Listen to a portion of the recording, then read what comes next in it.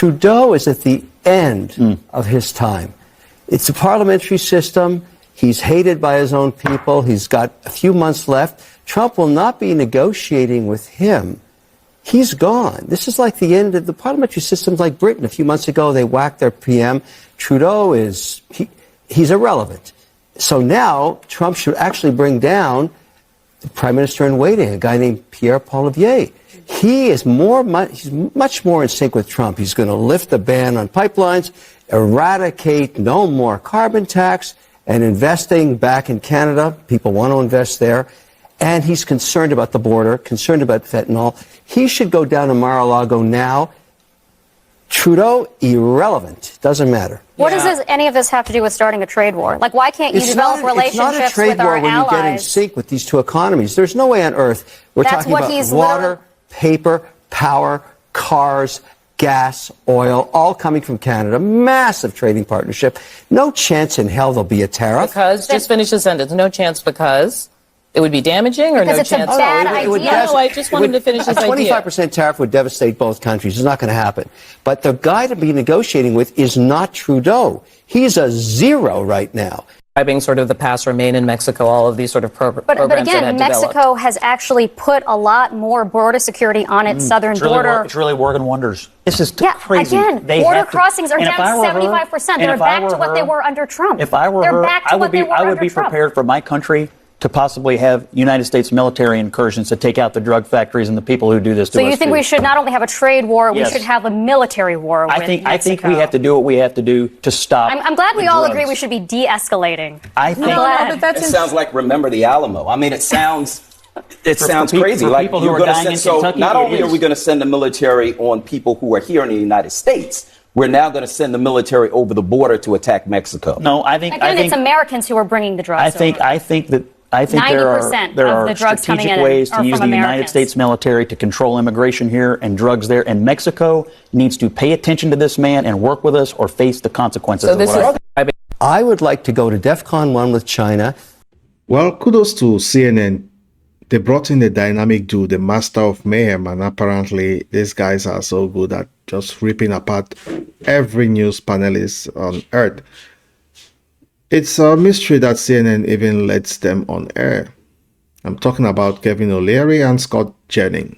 Scott Jennings in particular, he's been on a winning streak for the past couple of months. I guess they need the ratings. CNN, of course, need the ratings. They need Scott and Kevin right now more than ever. Even if it means just letting some truth bombs explode on their set. They would like to just have them. So you can take a look at the panelists. They are so unimpressed. You can practically hear the gears grinding in their heads as they try to figure out how to respond to the chaos unfolding before them. They are literally confused, but I guess their producers have said, sit there and take it. That's the message. Now let's talk about some of the truly unbelievable things being said. Apparently, us or face the consequences. I would like to go to DEFCON 1 with China.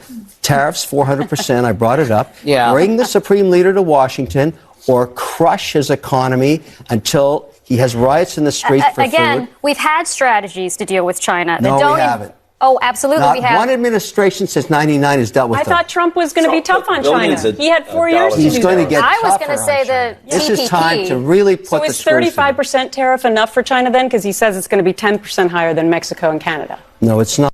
Platforms are not regulated right now, which gives them carte blanche to whatever they want right now. Elon is not someone who likes to be regulated. And so to buy MSN, he would go under some federal regulations. Who's regulating CNN right now? The FCC. We're not a broadcast. It's cable.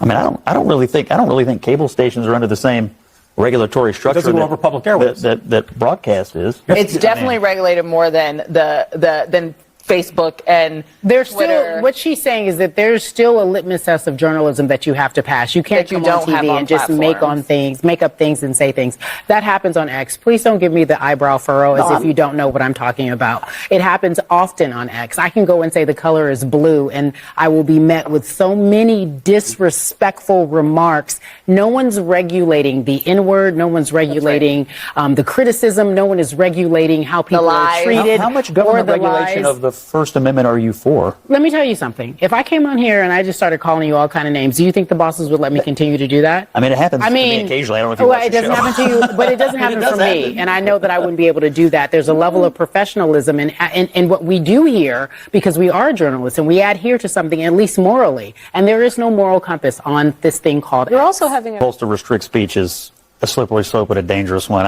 More speech is better. Is it really? Okay. But do you think so you actually think that X is the place of free speech? Yeah. I mean, I think I don't know why you would argue otherwise. Is it not? Okay. I think before he took it over, it was not a great place for conservatives, and now it's a great place for everybody. Also, I heard what you're saying about X. I saw a survey this week. It's now the most ideologically balanced user platform. Scott, stop. It's too early. I just sat down. I've only been here for 2 minutes. You cannot continue to say you cannot say that. So that's not the case. So Who's the source of that? What I find, we reported it on this network. It's not accurate, and you know it. This really gets at it. Look at this. The party ID among those who regularly use X/Twitter for news. Back in 2022, 65% of those who regularly use Twitter/X for news were Democrats. Just 31% were Republicans. Look at where we are today. Just a completely different picture. Now it's basically split between Democrats at 48%, Republicans at 47%. And what I should note, Mr. Berman, is this new overall makeup matches the overall electorate far. The action, yes. You often include the word peacefully. Is that to avoid another Jan 6 type incident? With all due respect, it's to avoid people like you guys saying that I'm anything but. My motto is to just be super cute, have my data and facts, treat everyone with love and respect, and as you can see, an army of people will follow. It's national security, and it's this poison that is killing American people all over this country. I 100% agree. Like the fentanyl epidemic is horrible. It's tragic. We need to do something about it. And China's part of it as well, and they're part of it as well. You know that there actually was bipartisan legislation intended to increase our fentanyl detection technologies at the border, and Trump killed it. That was the bipartisan border bill that Trump basically unilaterally killed. You keep fighting these old battles. It's Donald not Trump, an old Donald, and you're not over it. Donald Trump won, saying it's a and current he wants, issue. and I'm he saying wants we have a the solution. border secured. That's the solution to it. But he wants the solution. It's not the only solution, because Mexico has to do something. It's coming up their country and right over our border. They do nothing. It's a crisis. They do nothing. Do you know what's happened to border crossings in the last year? They've gone down by about 75%. It's a crisis. If you want to argue that it's safe and secure, that's crazy. I didn't say that. They got it act. I didn't say that. I'm saying the Mexican it's national. Okay, where do we start? Let's not forget, it seems like you've been on this roller coaster and we almost forgot the 400% tariffs on China. It seems the panelists didn't like it. The faces of these panelists are just pure gold. You can see them questioning their entire careers. Apparently, we have this Canadian Prime Minister who is basically a ghost, a lame duck, and a new guy in waiting, who is more, I would say, in sync with Trump at this moment. And this new guy wants to lift the ban on pipelines and get rid of the carbon tax. And sure, that will go smoothly, considering the climate the world is right now. Everybody is getting over with this woke stuff. I know the drama is almost too much at this point, but it's like usually it's a soap opera. Every day we say it's a soap opera. Yeah, it is. Now, all the characters, they are just always on the verge of some kind of a mental breakdown, especially on the leftist news networks. But amidst all this chaos, I think there is also the battle of free speech and regulation. And we're talking about Twitter, now called X. It seems, according to data by CNN, It seems it's a place for everybody right now, but before it wasn't. Conservatives were being censored. It's now, I'll say, the most ideologically balanced user platform out there. So we should, that's kudos to Elon Musk. He just wants some kind of a town square where everybody can voice their mind. Just like we are voicing our own opinion here on YouTube, and some leftists come in the comment section to shut us down. You don't know what you're talking about. This is my own opinion. So it's a town square. You can say whatever you want according to how you understand it. Okay, I encourage you to do more research out of watching my videos so you can have a broader context of what is going on around the world, and you make your own decision. And as usual, January 6th is always coming up. Always coming up. Always, the left, they always, this CNN panelists, they always mention it in their arguments.